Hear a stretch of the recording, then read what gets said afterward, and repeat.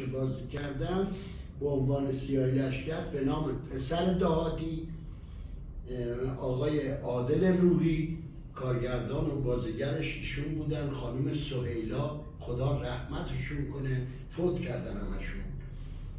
و اولین بار اونجا من آقای مجید محسنی، شماها نمیشناسی شاید یادتون نیاد ولی قدیمی ها میشناسن، مجید محسنی بازیگر سینما بود. چند سال پیش بود حدودا؟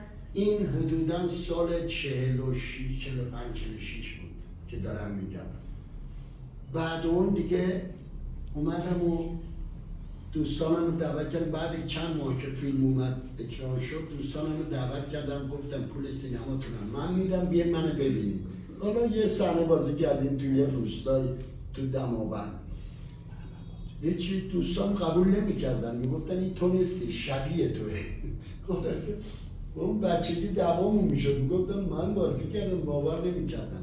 خلاصه اومدم بازی کردم، ادامه دادم، ولی نجاریه شغل اصلیم بود. نجاری رو دنبال کردم و در کنارش این شغل دومم بود که میرفتم